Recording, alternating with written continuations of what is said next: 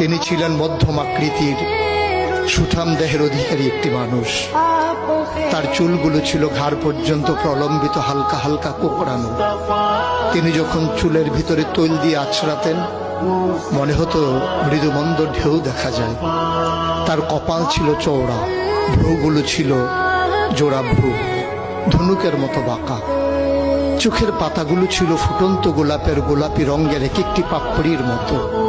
তিনি কখনো বা যখন চোখের পলক ফেলতেন মনে হতো মৃদুমন্দ বাতাসে গোলাপ পাপড়ি যেন দোল খাচ্ছে।